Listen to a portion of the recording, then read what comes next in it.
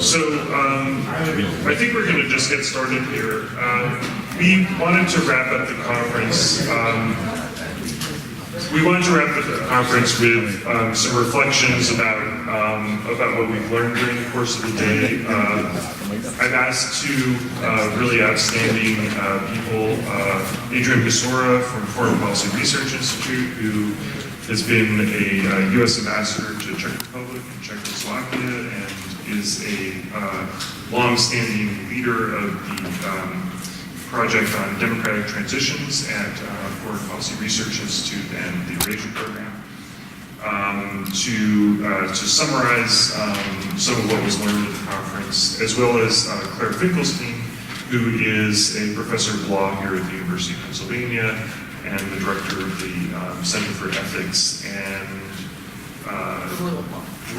It's CERL, I always call it, the Center for Ethics and Rule of Law, which organizes a lot of really great gatherings, bringing together people from the law world, from military and policy, etc. So if I've asked again that we keep the remarks to maybe about 10 minutes, I will offer some of my own comments at the end, and then we should have time for discussion as well. So, Adrian? But I thought that Claire was going to go first because I'm only doing the morning. Okay, good. So Good. that That makes sense. Please.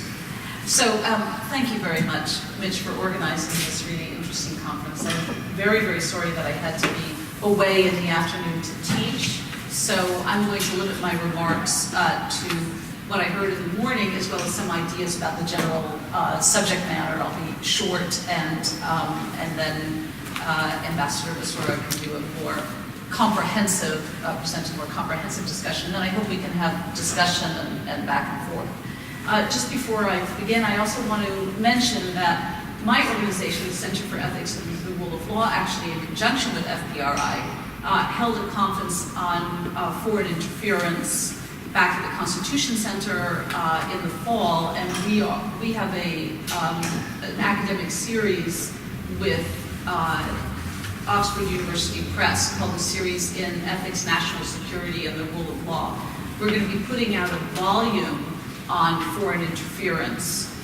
It's not Russia specific, but I can tell you that most of it will be about Russia. So we'd be very interested if anyone from today's conference wants a home for a paper on this subject. We'll be soliciting papers, especially from this group. Mitch will be sending you more information with exactly the word limit and the timetable for submissions and so on. So be on the lookout for that. All right, so just to make a few remarks about what I heard this morning and the thoughts that it prompted. I was particularly interested in the debate that we had this morning about ideologically driven campaigns versus corruption. And we discussed at great length whether or not we should think about Russia's motivations as in any way ideological, or whether or not it was just sort of an attempt to secure a safe haven for kleptocracy. I thought a lot about that distinction, especially from the standpoint of the rule of law, which is what I specialize in. Ambassador Basora mentioned that maybe it doesn't matter in his question this morning. Maybe it doesn't matter what Russia is motivated by, because the result is the same, namely that they are aggressively trying to interfere in democratic institutions. So does it really matter whether or not they're interfering for the purpose of securing access to funds and lining their pockets, making sure that Russian oligarchs continue to be able to dominate financial markets and control funds, or that they're systematically trying to undermine democracy? Does it really matter? And I spent actually quite a lot of time today thinking about that question, so I want to give you some thoughts. I think it's whether or not it matters what Russia's motives are in trying to undermine democracy depends a lot on what the relationship is between corruption and foreign interference. So let me give you an analogy, okay? From a totally different area to help think about the structure of this question. We've learned for the last 2 days about this horrendous admissions scandal in trying to apply to colleges, in which almost 50 people were arrested for engaging in an organized scheme to get kids into college who were not getting in legitimately. Obviously corrupt and lacking in integrity, and they are going to pay the price for that. Now, how would you describe their motives? Were they seeking to undermine the integrity of the admission system, or were they, based on corrupt motives, trying to get their kids into college and thereby undermining the integrity of the college admission system, right? So an obvious analogy here is Russia seeking to undermine democracy, or is it undermining democracy as a byproduct of motives that are corrupt motives? Okay, so that's the question. Okay, now the thought that it might not matter, right? You might say with the parents and the coaches and Rich Singer and so on, it doesn't matter why they were doing it. It was similarly corrupt, and it's not going to matter to any indictment or any punishment. But maybe it does matter, right? Maybe it matters because it depends if you really care about the integrity of the admission system, just as what we really care about is the integrity of our democracy. Then it really matters what you think the motive is, as long as it makes a difference to what they would do depending on the obstacles that they face. Right? So if my goal were to undermine the integrity of the admissions system, right? I believe that the admissions system is corrupt anyway. I want to expose that, and so I want to demonstrate that and undermine the integrity by sort of carrying the logic of preferential admissions to an extreme, right? My goal is really to undermine the integrity. Then presumably I won't keep pursuing it. I either will keep pursuing it or won't keep pursuing it, depending on whether or not my aims are met, right? If my kid gets into college, I may still keep pursuing it because my goal is to undermine the integrity of the admission system. On the other hand, if my motive is just plain old corruption, I just want to get my kid into college, then I'm perfectly happy if the admission system stays a system with integrity. I just want an exception in my case, right? Okay, so thinking about that from the standpoint of democracy and Russian interference, is their aim systematically to undermine democracy, or would they be happy to have democracy remain intact as long as corrupt aims are met and they're able to self-enrich? Okay. I think it matters whether or not which aim they have. I think it matters significantly. And it matters significantly because it might be that there are ways to address the corruption piece without having to counteract the attacks on democracy. If, on the other hand, there really is an ideology at work here, which is a systematic attack on the nature of democracy, then a different kind of self-protection is necessary. That led me to think about the question of whether or not corruption is actually compatible with democracy. Because if your aim is to pursue your corrupt goals for whatever purpose, self-enrichment,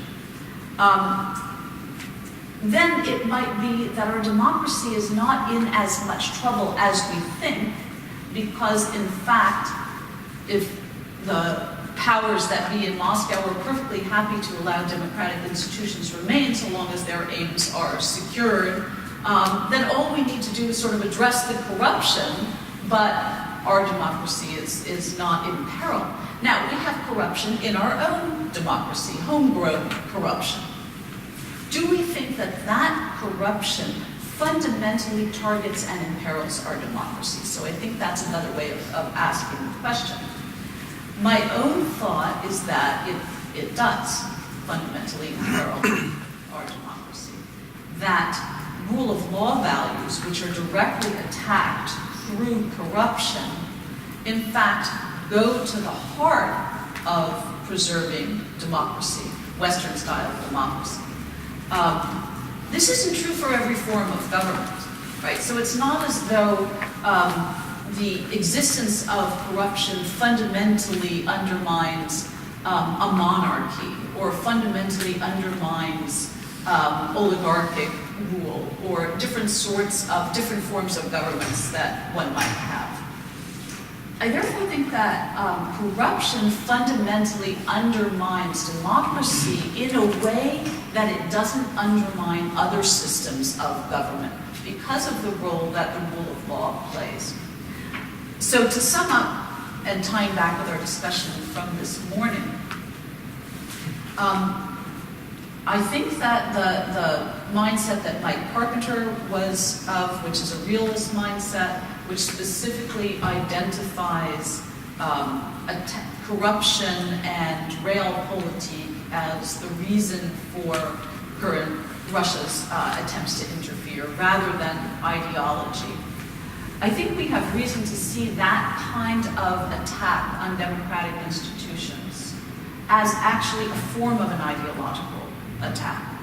That is, seeking self-enrichment through democratic processes will necessarily set itself in opposition to democratic processes. But what's so important about that is to see the corruption that's going on in our own country, our homegrown corruption, as fundamentally linked to an attack on democracy. We tend to think of these as completely separate issues. We say, well, we've got the problem of corruption, many of us think, with the current administration, and then we've got the Russia issue. But in fact, these are deeply intertwined, and we need to think about them together. So those are my thoughts to get us started. Press a button. Yeah, that would turn this guy on, whether you should turn it off. Yeah. Except it's on. Okay, thanks, Claire. I certainly agree with what you said. Just to repeat, I do believe that there are two motivations. One of them is, let's say, geopolitical. In other words, we're afraid of you, the West, because you are encroaching upon our space, to oversimplify. And the other is, democracy is threatening. It's an existential threat to the Putin regime. So we hate it for that reason, whether you call that ideological. But we love the corruption, by the way, because it makes us multi-billionaires, and that democracy and transparency can be a threat to them as well. All right, but let me try to sum up some of the takeaways, what I take away from the entire day's discussions. I tried to be faithful to Mitchell's instructions that we were asking whether Russia is undermining democracy in the West. That's what the conference is entitled. And then are they succeeding or not, was the next major question. So I'd like to address those very quickly, melding in or including a little bit of some of my own views, but above all, wanting to open a discussion with all of you who've been patient enough to be here all day. And there are many thoughtful people in the audience. I'd like to hear your reactions. These are my takeaways. Well, first of all, this hardly bears discussion if you believe everything you've heard today. Is Russia undermining democracy in the West? Clearly. They're working very, very actively to do so. They have worked. You can differ as to whether the degree is less or more, or whether it's as effective now as it was then, etc. But that wasn't the question. They are actively trying to undermine democracy. And we've talked about some of the reasons why. The other question, which is a lot more open based on our discussions today, on which I do have a strong opinion, but the question is, are they succeeding in undermining democracy or not? Or is it backfiring? Not on their geopolitical position, as we heard a lot about, but also on their objective to the extent that they want to undermine democracy in the United States or Western Europe for any reason. Are they succeeding or failing? That was one of the simple questions that have been put to us. And I'd like to get your answers to those questions. All right, so I'll give you my two brief takeaway summary answers, and then I'll elaborate just a little bit about my working hypotheses. And we cannot draw definitive conclusions, obviously, and we can get into that discussion. But at least having a clear working hypothesis, rather than saying, oh, we don't know. I think, a seminar this series or an all-day forum and conference this series should come away with stronger or more clearly defined working hypotheses. So mine are the following two. Yes, they have already done, the Russians, their actions have already done serious harm to democracy in the United States, democracy in Western Europe, democracy in Eastern Europe. For two reasons. One, and this will be controversial, very much worth discussion. The first is because Russia did help Donald Trump be elected president of the United States. You heard Kathleen Jameson talk about the reasons why. She has a whole book on it. There are many, many other sources. When you have 70,000 votes and 3 states whose electoral vote swing was enough to swing the election, it is highly plausible to believe that Trump might not have been elected had it not been for Russian interference in that election. It is implausible to say, oh, no, they didn't, they had no effect at all. And it's not just a question of voting against Hillary or voting for Trump. It's also a question of diverting votes towards Stein or some of the third and fourth party candidates, which in effect deprived Clinton of helped deprive her of an electoral college majority. So one is that, in just 2 years, in my view, President Trump has already seriously damaged democracy, both in the United States and in the other Western European democracies. The other Western democracies, meaning basically Europe and Canada, etc. Secondly, Moscow has also directly, not just through Trump's actions, but directly helped to encourage and strengthen numerous other anti-democratic leaders and movements and tendencies. And I agree with Alina's point earlier that what they did was accelerate existing tendencies, both in the United States and in Western Europe. It was said in our first panel that they look for situations of weakness and try to exploit those. It's a logical, tactical approach, of course. So I don't have to enumerate all the anti-democratic leaders whose positions the Russians have helped to strengthen or encourage or validate. So you can say, talk about Erdogan in Turkey, José Manuel in Prague, Le Pen in France, Farage, other pro-Brexit people in the UK. They've all, in one way or another, helped to damage or undercut democracy or encourage authoritarian trends in their countries.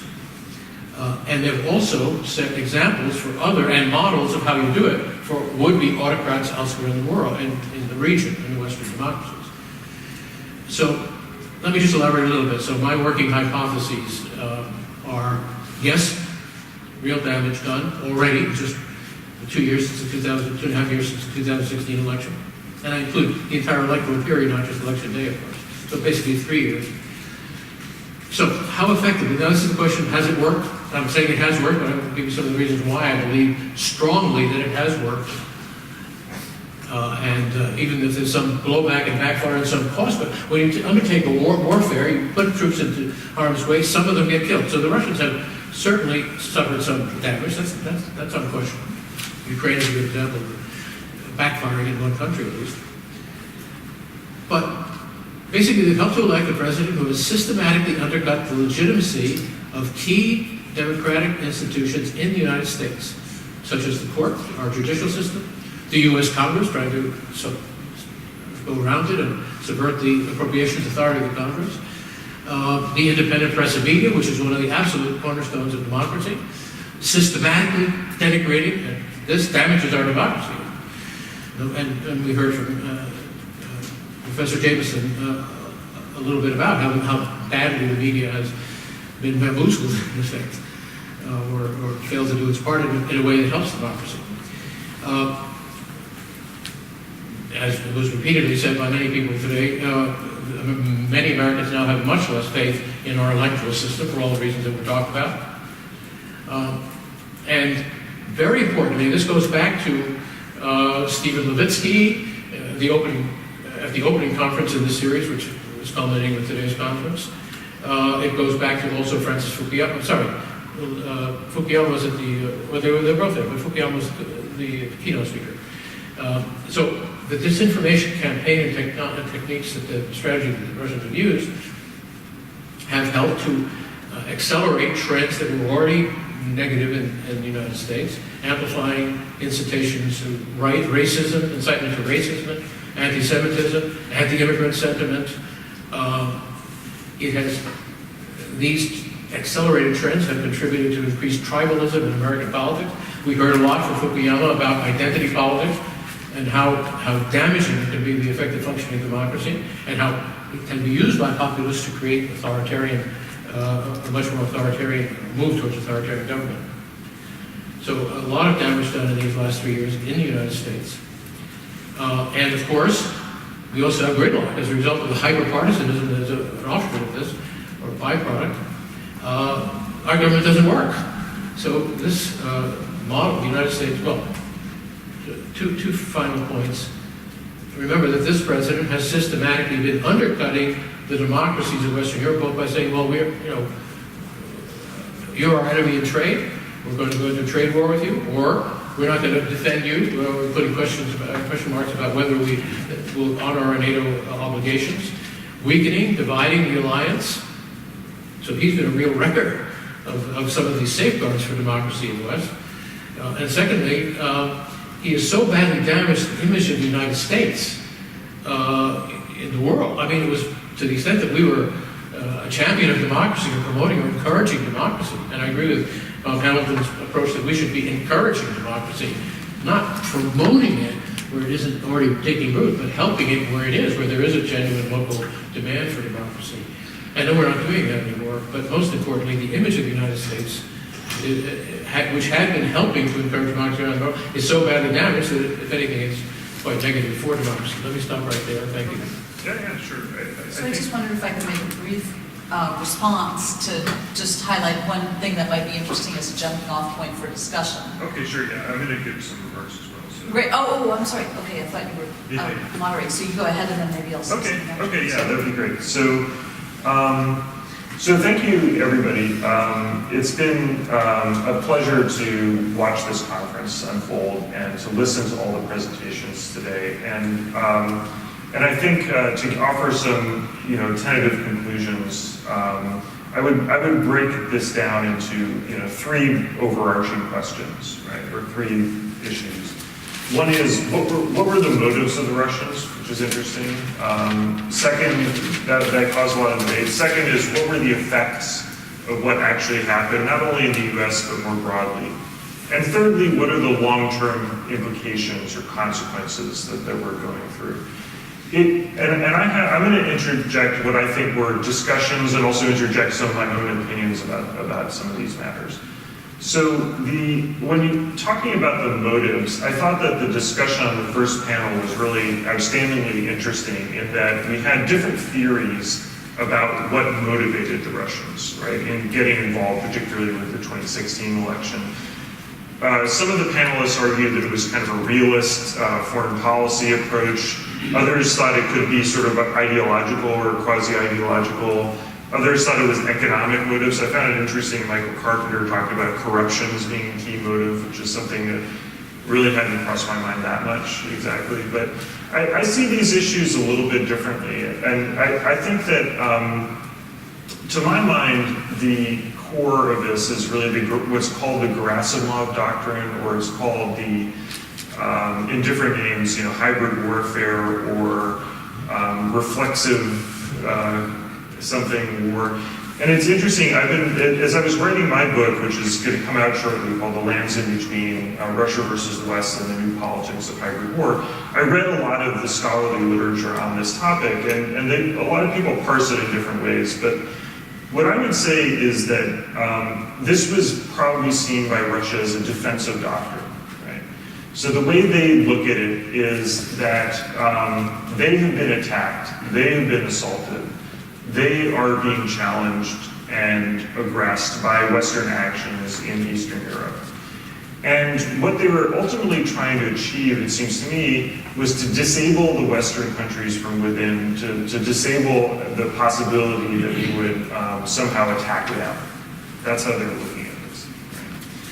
And the way that they choose to disable Western capabilities is to mess with the political system so that you end up with leaders who don't want to engage Russia militarily, or more friendly to Russia, or to just in general create chaos in the West so that we're so divided among ourselves that we simply can't put it together some sort of campaign against Russia.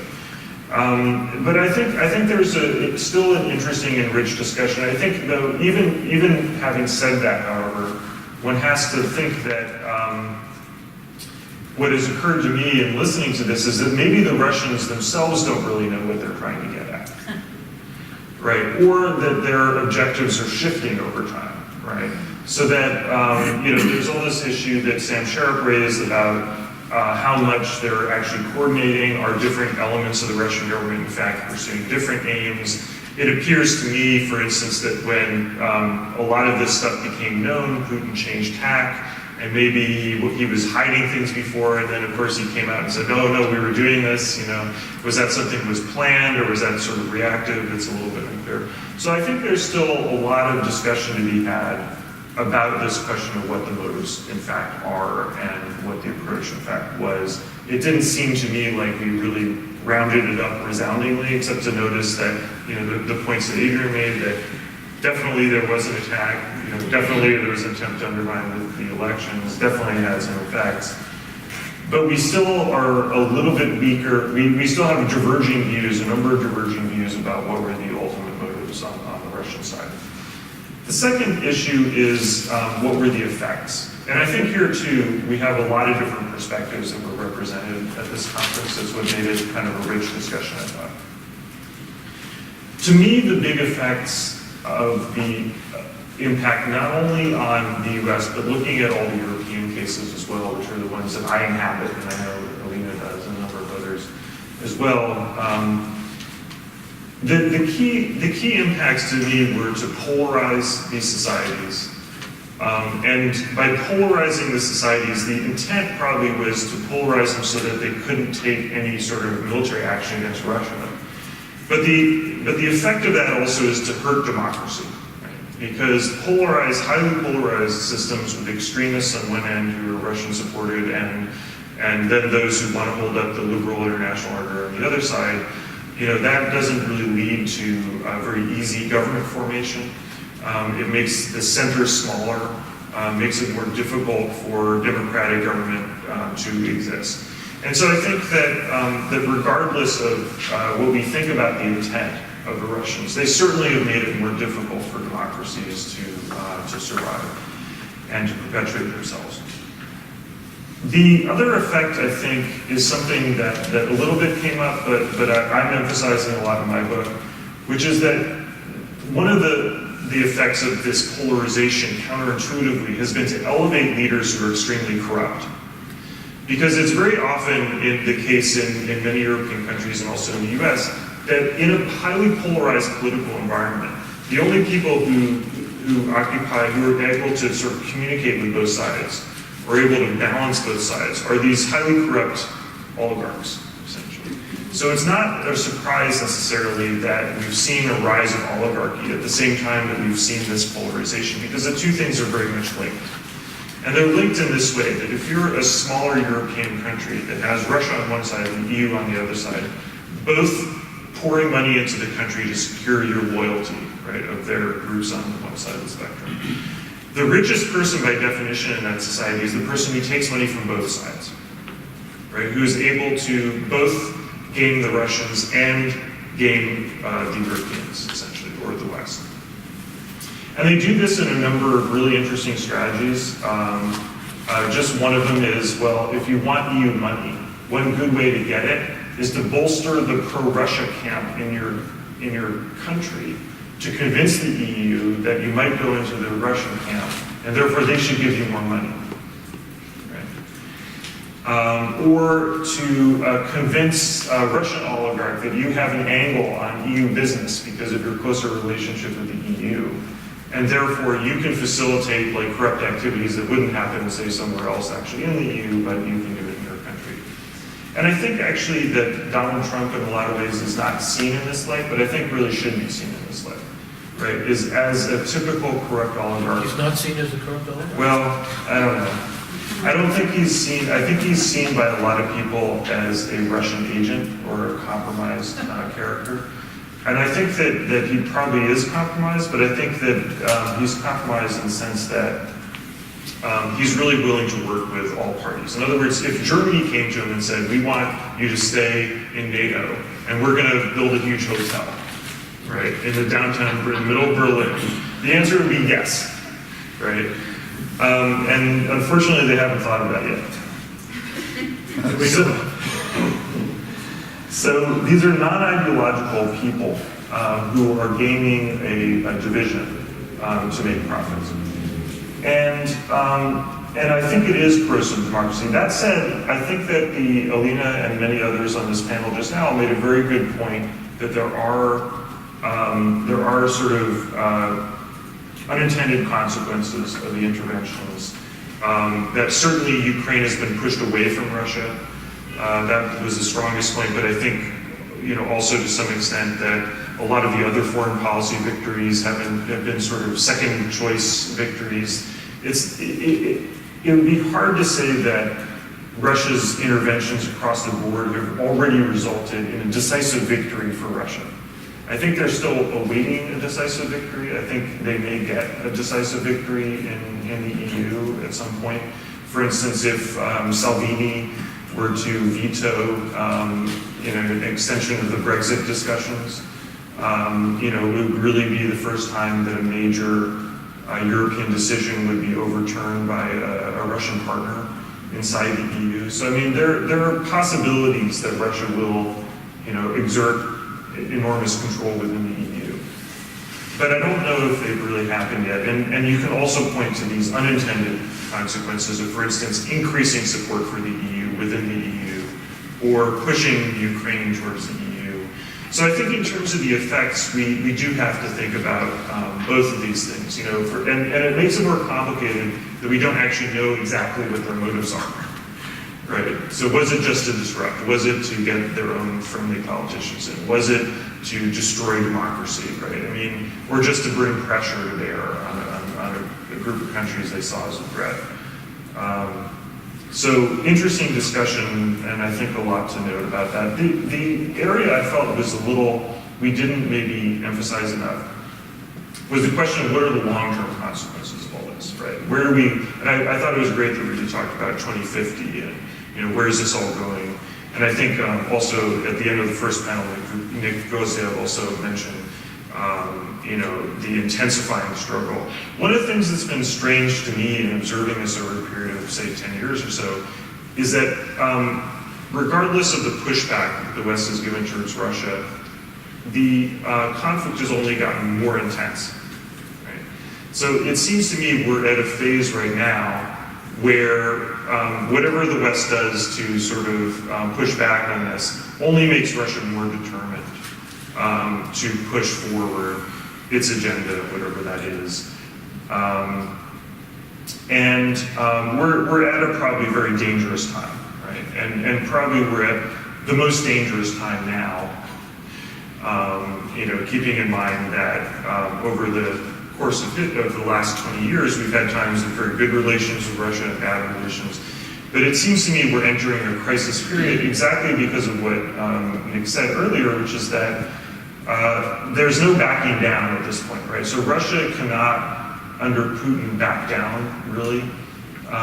There's a number of reasons for that. One is his own political system. He would, ultimately that he would be discarded, perhaps, if he were to back down, or it would be dangerous for him potentially at home.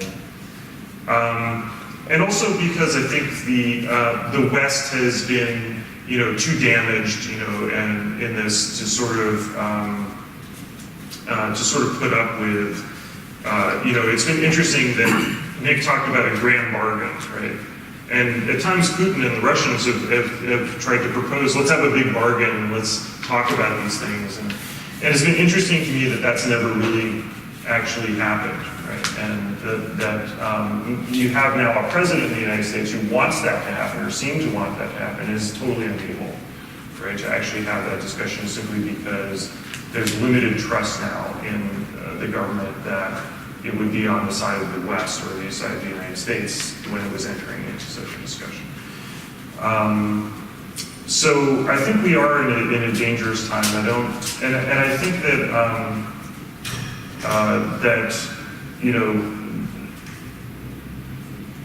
when talking about one possible outcome, or perhaps a desired outcome, is that we reach into a multipolar world. Right, where the U.S. or the West is just one part of a global system, which also takes into account China and, say, India, Russia.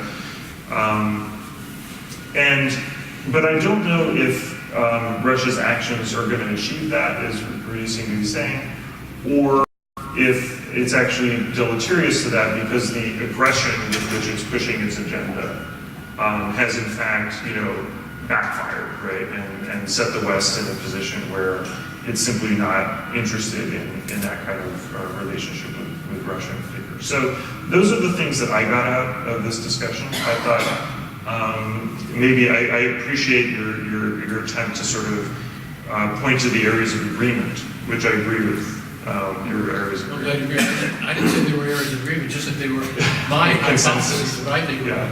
But I do see that what animated this day and made it so interesting to me is that we've got areas of disagreement. Not necessarily fundamentally charged, but areas of nuance. We brought out a lot of areas of nuance in the discussion that led you to think that there's a range of answers, in fact, to the question of what were the motives, what were the effects, and what are going to be the long-term consequences that will set the stage for future, I'm sure, really valuable discussions as we, sort of muddle our way through these problems. So, Claire, you wanted to offer a couple of reactions as well. I just want to suggest that we put 3 items on the table that maybe haven't quite, that are maybe implicit in our discussion but haven't fully come out. It's on. The first is we really need to look at Russian interference from the standpoint of foreign interference more generally. And we must not get so Russia-focused that we think that Russia is the only, sort of the bane of our existence and the only country that is interfering with democracy.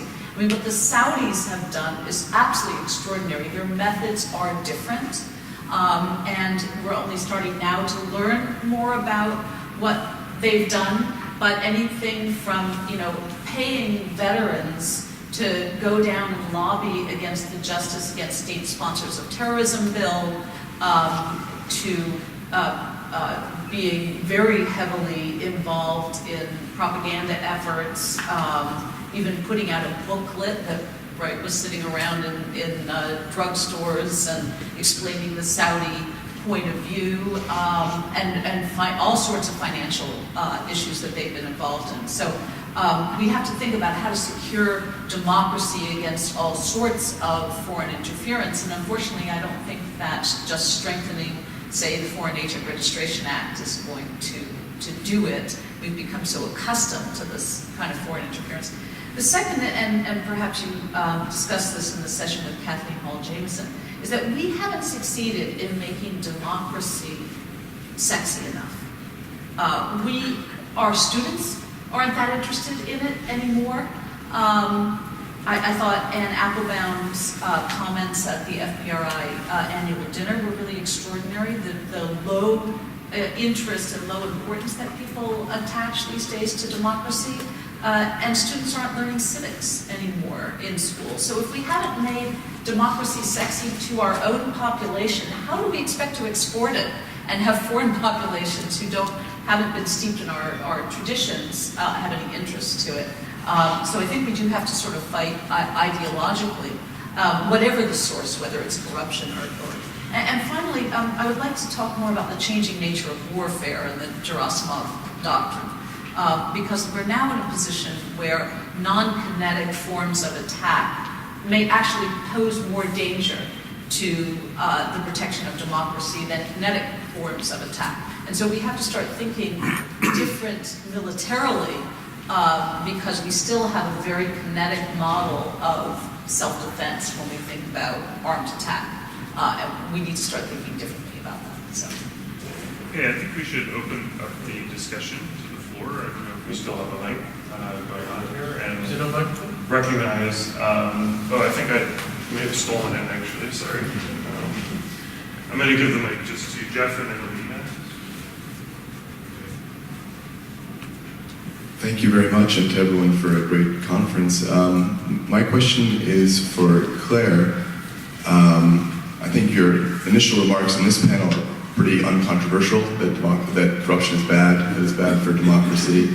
Although perhaps overstated, that it's uniquely or only bad for democracies. I think the French monarchy in the 18th century or the Catholic Church in the early 1500s seemed to be done in by high levels of corruption. But what did seem provocative was your comments earlier in the day, where you seem to be saying that we can operate under the assumption that when the US intervenes, it's for the sake of democracy, whereas when Russia intervenes or some other regimes intervene, it's against democracy. And I'm wondering if you could explain a little bit more what that is grounded in, what type of empirical evidence you have for that. And I'm sure there is some, but it's complicated. What do you make of the times the US has not been on the side of democracy in its interventions, whether Iran in 53, Guatemala 54, Chile 73, or most recently Honduras in 2009? And to what degree does that history affect your consideration of this matter of intervention? Well, I'm glad you asked that question. In fact, what I said this morning was, we think, or we argue that when we intervene, it's for the sake of an ideology. Only to bracket the question, I actually fully agree with you. So right now, in fact, I just had an op-ed come out on this a few days ago, that our interference in support of the Saudi coalition in Yemen is actually we're absolutely on the wrong side of history there. We're not doing it to support democracy or to bring democracy to Yemen. We're doing it because the Saudis are our pals and we see our bread is buttered on their side rather than on the side of trying to end this humanitarian crisis that has been set off in Yemen because of the Saudi coalition. But the cases I mentioned where we actively brought down democracy. So it wasn't just that we supported non-democratic actors, but we were against democracy. And I think that's absolutely right. I think those are examples of corruption on our part where our motives are not sufficiently ideological and are really based on a conception of economic interests that is very short-sighted, doesn't work in the long run in our interest, and has produced very, very bad results around the globe. So I certainly didn't mean to be saying that we are high-minded and ideologically motivated at all times. On the contrary, but that's how we like to think of our intervention across the globe. Just add one quick comment. Sure. Let's see. Yes, American interventionism decades back was largely in favor of friendly autocrats in Latin America or elsewhere, and the Cold War was part of the motivation. I think with the end of the Cold War, there was a period there of at least a decade or two where we were sincerely and relatively consistently trying to support and in some places actually promote democracy. And the examples that you cite were exceptions that prove the rule. Now, under the present administration, the opposite is true. There's no interest in promoting democracy unless it's, well, in most situations there isn't. Great. Alina?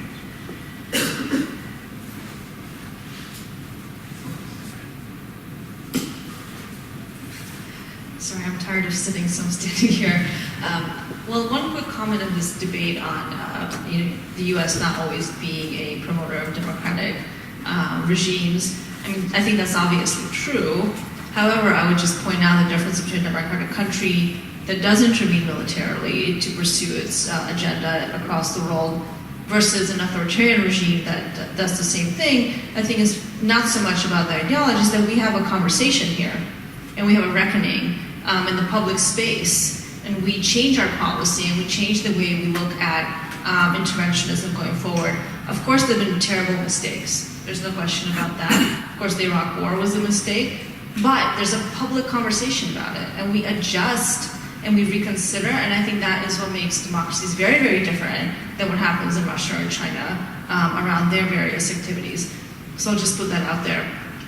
In the interest of being a bit more of a contrarian, I suppose, which I sometimes do, I want to go back to your comment, Mitchell, about the motivations on the one hand, and then this relationship that we've all been talking about between kind of democratic weaknesses that are organic and the role of foreign powers like Russia in making those worse or even causing some of these counter-democratic trends or the further weakening of democracy. So I think in my view, I'm curious to hear what all of you think about this.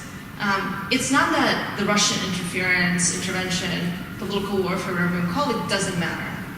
Of course it matters. But if we fix the Russia problem, we wouldn't fix the underlying trends in our own democratic societies. So it is a threat, it's an immediate threat, it's a medium-term threat, but in the longer term, the thing that will get us, so to say, is if we're not able to, once again, cohere around a set of principles and ideas and actually produce a model that is more appealing than the emerging authoritarian model emanating from Russia and China. And that's very much, I think, a question for the political West, and less a question of threat assessment and how do we deal, because we could deal with Russia if we had the political will and the desire, but even if we did so, that wouldn't resolve our own problems internally. And I'm curious to hear what you think about it. It doesn't really matter if we get rid of Russia for the longevity of our democracies. And the other thought I had was about the motivations that you mentioned, that we still don't know really what the Russians' motivations are, but does it really matter what their motivations are? If we know what the effects are, who cares what's driving them, right? What do you think about that? Yeah, I guess on the latter point, I would agree to an extent. So I think we can discuss, ad infinitum what their motives were, but we know enough about it, probably that we can have a general answer. That there's a bunch of things going on, but one thing you can observe is that they came and attacked our democracy, right, for some reason, and that's enough, I suppose, all you really need to know, right, to some extent. I mean, on the other hand, it does complicate analysis, right? So it complicates the fact that, we don't know really exactly what effect that, a lot of people say they're trying to have this effect or that effect or the other effect, right? And, maybe all of them are true, I don't know, but it does make some complication. But I think the previous point was, was this Russians' fault? How much, or are we exaggerating? And aren't they all our own problem? I mean, I think the answer to that question really comes down to how much impact do you think the Russians really had in electing Donald Trump, and how much do you think they had on Brexit? In my view, on both those issues, they had tremendous impact. Right? And those are the two issues, more than any other, that have really sunk the West, right, into the kind of turmoil that they're in right now. So I guess I agree in general that these are our own problems, and they're problems kind of of our own making. And Britain's taking that to a great extent, for instance, by not even investigating or caring what the Russian role was in Brexit, really. And just saying, well, whatever the Russians did, we voted this, and it was our own damn fault, and so now we're going to kind of survive through it and sort of muddle through somehow. But I just think that if you think that they had a role in tipping these two issues and just fueling this a little more, and in Brexit, Russia was the #1 donor to the Leave campaign via Aaron Banks. I mean, this guy who was promised a gold deal in Russia was the #1 political donor ever in any election in the UK, right? And he wasn't the only conduit for Russian money into that campaign, in my opinion. So I think it made a huge difference, and I think it produced a tipping point, perhaps, in two of the most important, tragedies really to befall democratic, processes in the West in a long time. And that's why I'm concerned about it. Of course, do we 100% know? Possibly not. But I mean, look at the case of France or Germany, right, where they've been somewhat less successful, perhaps for different reasons. They have these problems too. They have a rise in populism, but they haven't had the calamities that have befallen us. And I guess you could argue that the other way and say, well, Russia also tried pushing on them, and it didn't work as well, and we could go back and forth about that.